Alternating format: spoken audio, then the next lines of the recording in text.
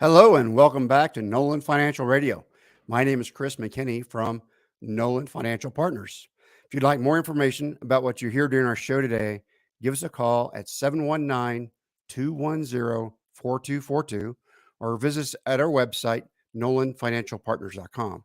And while at our website, click on the radio page, check out past shows, subscribe to our program, various podcasts like Apple, Spotify, Google, Amazon now has one. Yep. So it's all over the place. So whatever your favorite place to listen to a podcast, you can get to it. You can also find it. The recordings are out on YouTube now too. So you're finally retired. No more commutes, no more late nights at the office, and no more 2 a.m. emails demanding an immediate response. So the world is your oyster and you're in control of your schedule. And you've got a healthy amount of income coming in each month thanks to years of careful planning and financial discipline. Doesn't get much better than that, does it? But let's say on some random Tuesday afternoon, a day and time, many years you would have been at work, you head to the mailbox and find a letter from the IRS informing you of a tax issue with one of your retirement accounts. So today's episode is going to talk about that. We're going to look close at how many different types of retirement income are taxed so you can feel more confident about your tax strategy and so that strategy is buttoned up and ready to go. But before we dive into the always exciting world of taxes, let me introduce you to my co-host, Tony Shore, who's always much more welcome than that surprise letter from the IRS. Well, that's a low bar. You're saying so basically, Chris, the intros get worse and worse because now you're saying I'm better than a notification from the IRS. That's not necessarily a good thing. I hope so. At least I'm better than a visit from the IRS or a letter. But what I find the most hilarious point about your introduction, I mean, it's a scary situation. I mean, that's a serious situation. Taxes in retirement, that's one thing people, I think, assume they don't have to worry about much in retirement are taxes. And it's quite the opposite. But what I caught is where you said, hey, let's say you're retired and you don't have to have any more 2 a.m. emails demanding an immediate response. I think you're speaking from, I'm guessing that you've had those from Tara herself. Yeah. But you not only are her business partner, you're her life partner. You guys are married and you're a couple. So you may be getting those emails quite frequently for a long time. I don't think retiring is going to keep you from getting those emails and phone messages and texts demanding an immediate response. If you think Tara's ever going to let me go into retirement mode, you are sadly mistaken, my friend. Well, I've talked with a lot of financial advisors over the years and gotten to know them. And what I find funny is there's an old saying, and it's too old for probably even you or most of our listeners, but my grandfather used to say, the cobbler's children have no shoes. And a cobbler is a shoemaker, right? I think is basically so the shoemaker's kids have no shoes. The advisors I've worked with, the financial advisors who talk about how to retire early, I've talked with them and they're 74 and they're working 60 hours a week and they're helping people retire early. And I look at them and I go, And it actually is funny for our listeners who may not realize this. In the independent financial services industry, succession planning for retire people who do what Tara and Chris do is a big deal. Because a lot of times all their lives are spent every day they retire. You and I, our listeners, you're only going to retire once. I'm only going to retire once. You and Tara are helping people. You go through it every day, every week, every month, every year, helping people retire and going through that process. But where they lack is their own retirement. But you're right. You and Tara, I don't picture Tara ever slowing down. It would boggle my mind to even Yeah. imagine that. So yes, Yeah. you are a lifer, my friend. And as Yes. long as my voice holds out, I've told Tara this, we're doing this show as long as my Yeah. voice holds out. We're going Well, to we have so continue much doing the show. fun doing this show because we get to talk about things we like to talk about. And Sure. those are the things we like to do. We like to meet with clients and talk about retirement strategies and the best way to stay away from the IRS's bad side. And Yeah. that's what we like to talk about because education is the key part of our business, and getting people to understand the best ways to do that is kind of what we do. And that's why we try to stay current by reading current articles. Sure. So the article we're going to talk about today comes from Kiplinger.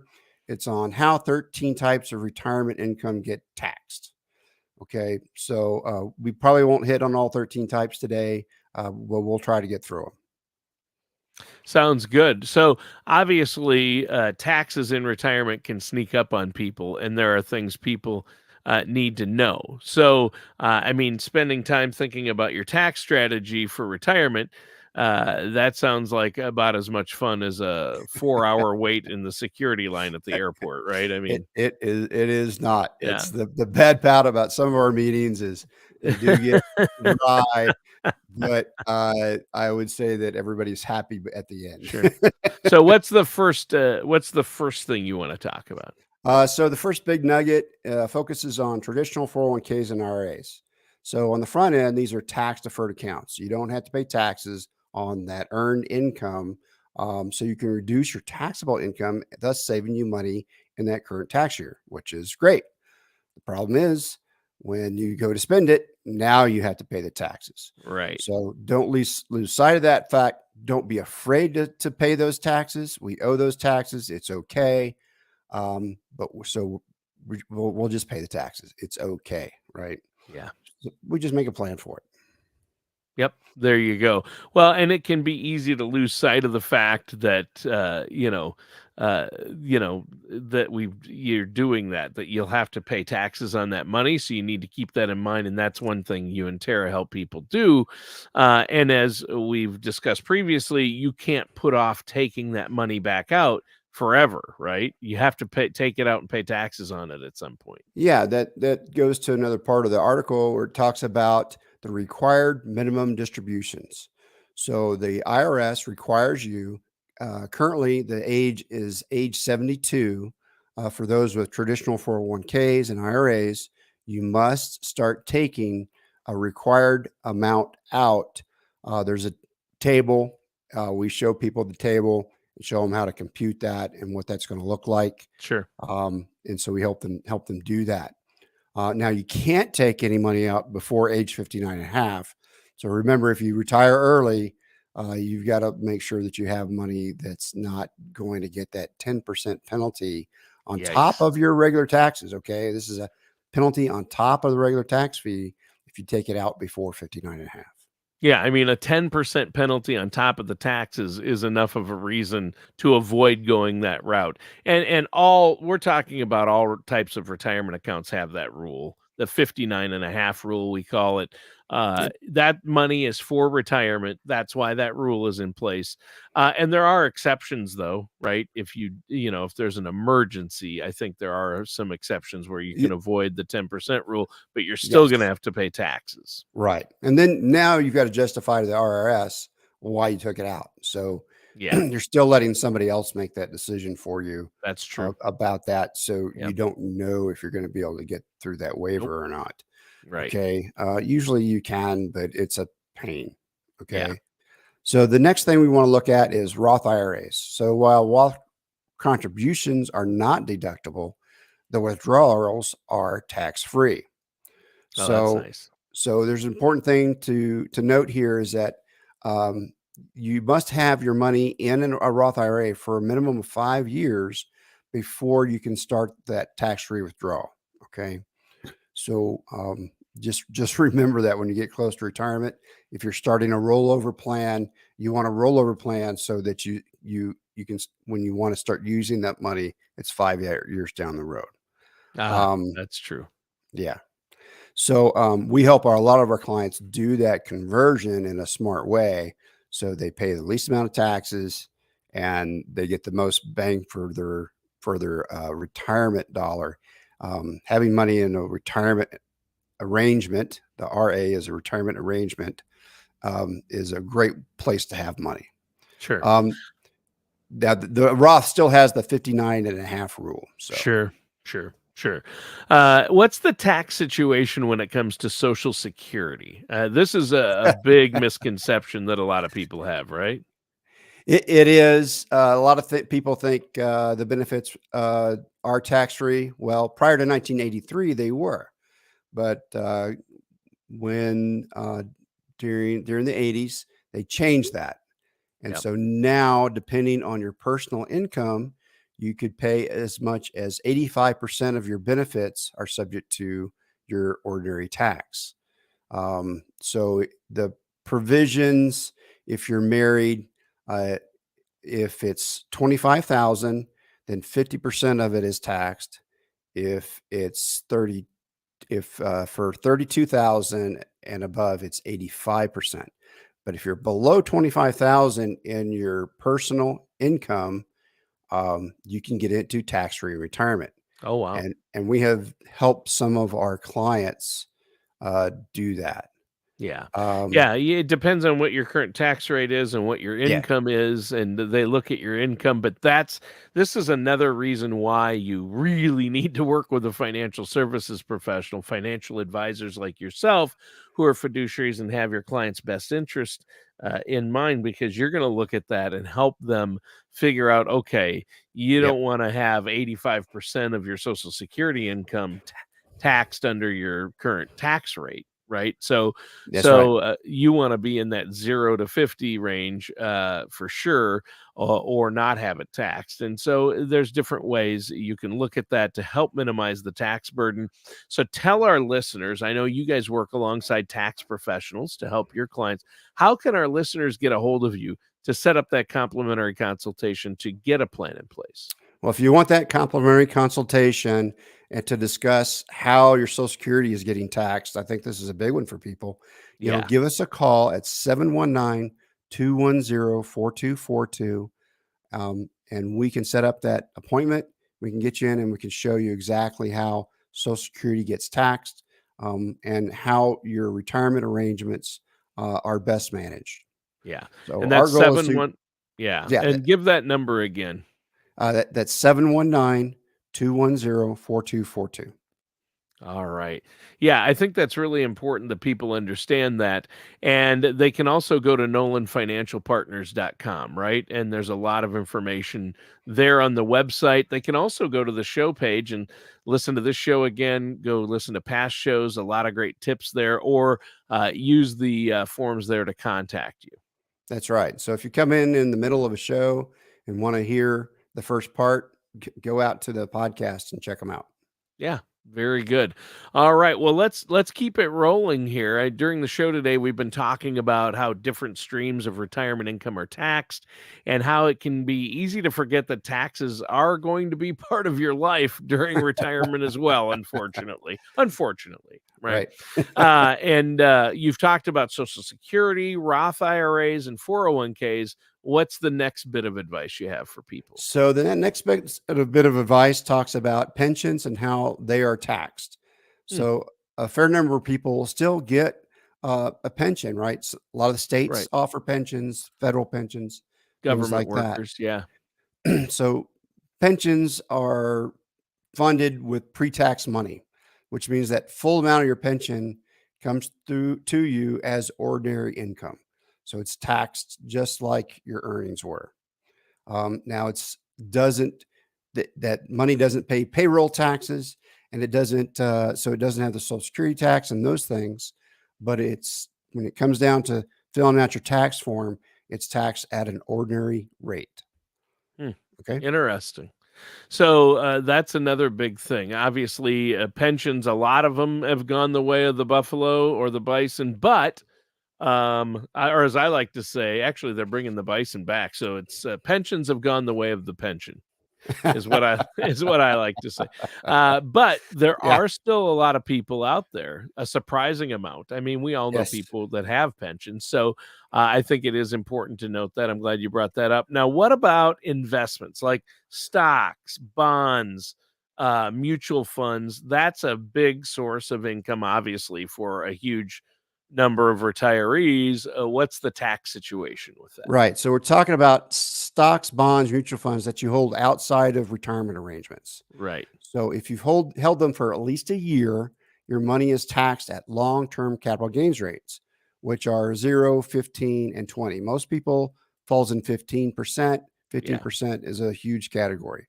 Yep. So when you compare those numbers to the top ordinary income rates of 37%, that's a huge difference. So long-term capital gains is a lot better place to have to pay than Right. short-term capital gains. Short-term capital gains is taxed at the ordinary income tax rate. Which is So 37% versus the 15 that most people are at, right?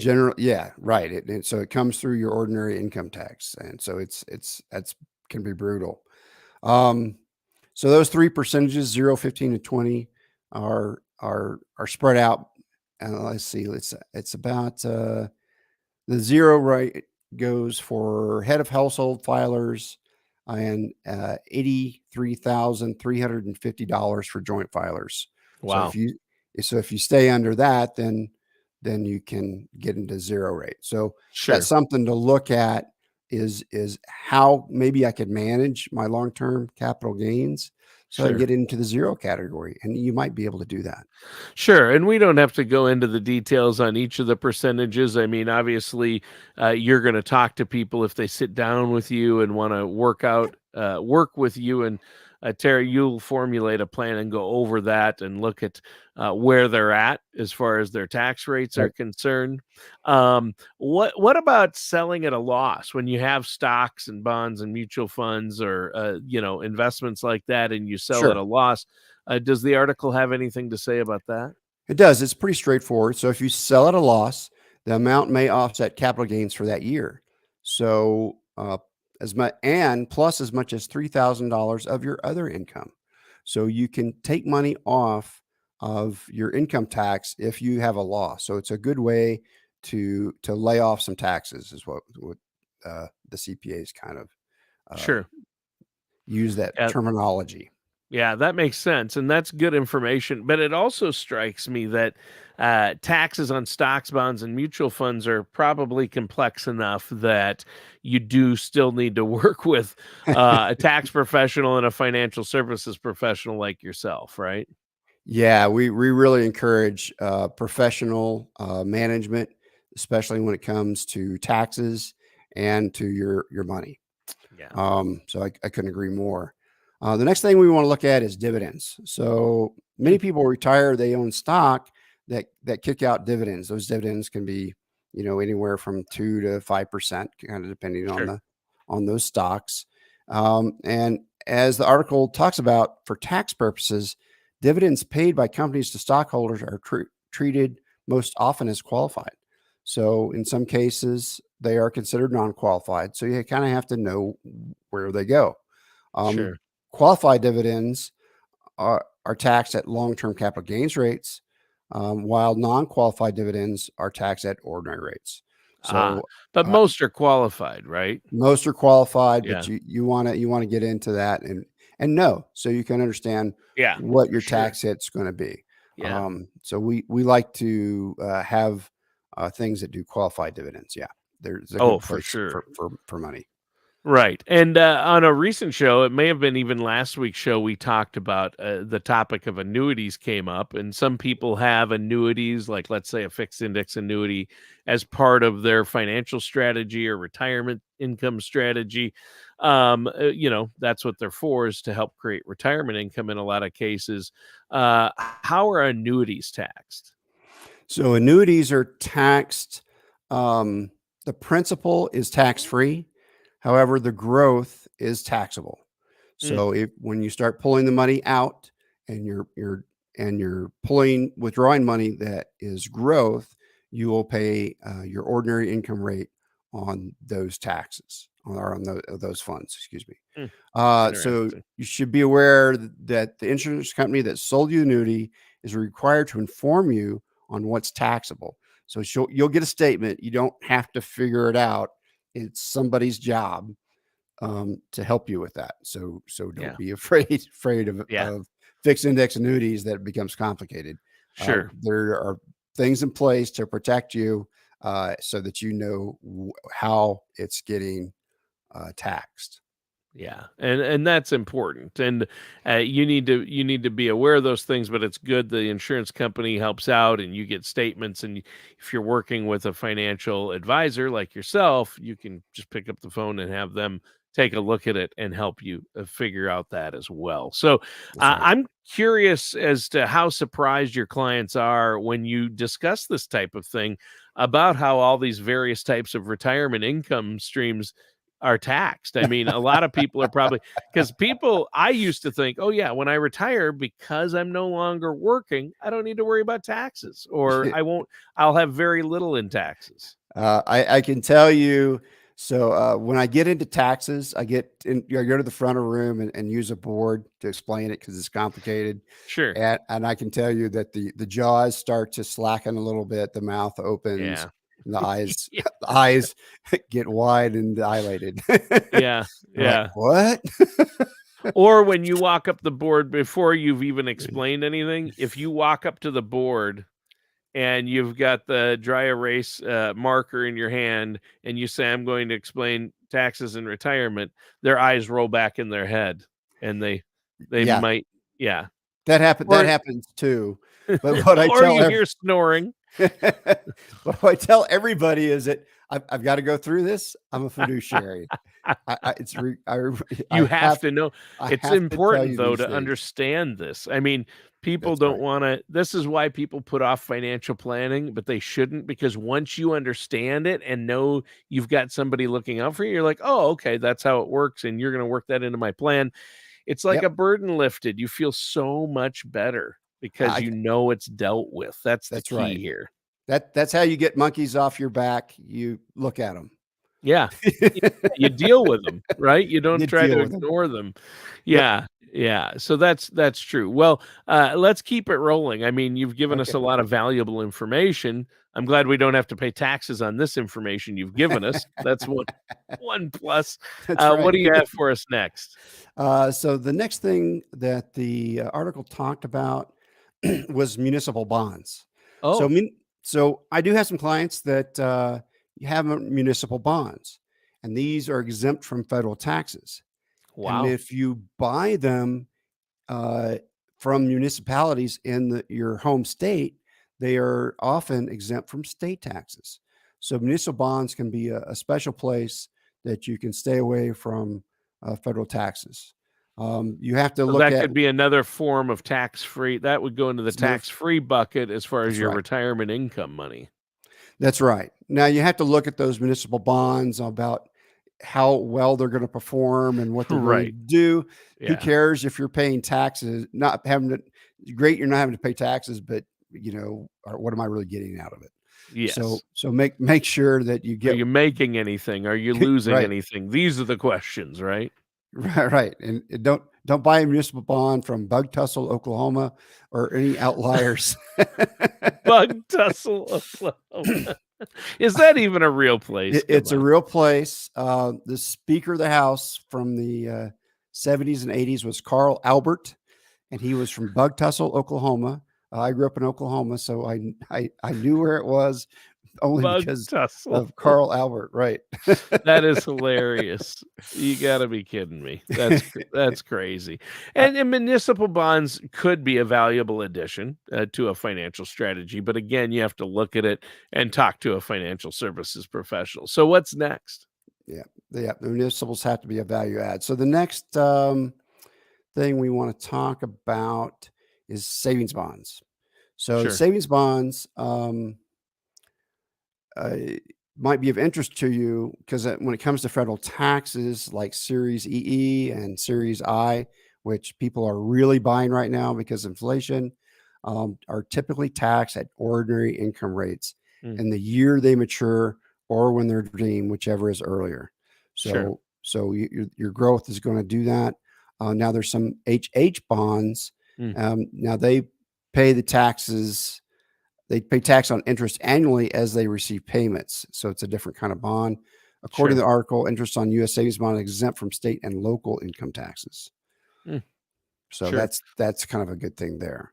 But I have a lot of clients that have shown interest in the I bonds because it's tied to the inflation rate. Yes. Yeah, there you go. I bonds are popular right now. Inflation is high.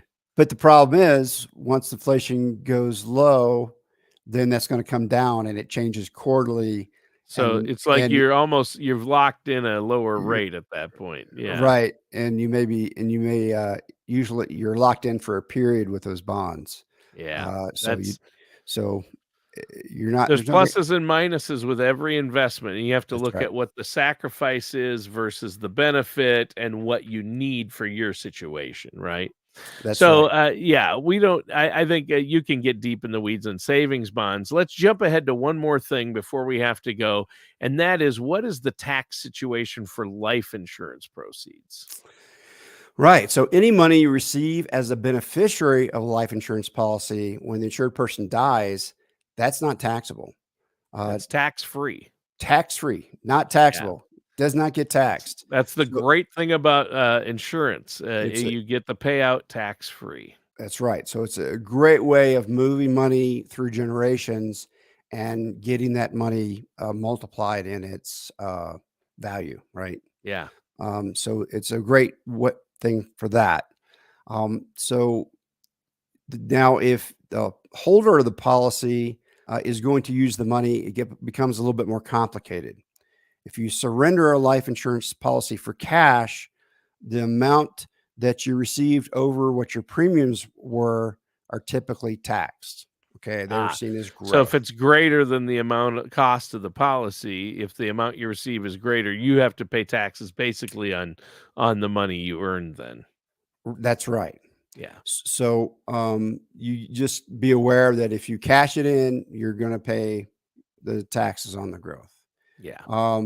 Now, so if you're the beneficiary, what's the face value of the policy is specified. And if you're receiving installments, or is there a refund or per period certain guarantees? Life insurance contracts are contracts. There's all different ways that they can pay out, and so you can spread money out over a period. So we've got one client, and they chose to spread it out. So because of the way it was coming to them was going to hurt them, and so they spread things out. They wanted that spread. Okay. Yeah. So are federal income taxes withheld from policy proceeds? No. Yeah. They're not. That's good. So that's good. And that's good to know. Well, hey, guess what? We're out of time. We hit the wall already. That was fast. Give that phone number and web address one more time. So our listeners can call 719-210-4242. Call this weekend and we'll set up a complimentary consultation for you. Our website is nolanfinancialpartners.com. You can go there, check out a lot of great information. It's a really pretty website. We spent some time on it. And then we have a place where you can go and listen to all these podcasts. So go ahead and check out our website. All right. And that does it for today's episode of Nolan Financial Radio. Join us again soon for another episode of Nolan Financial Radio.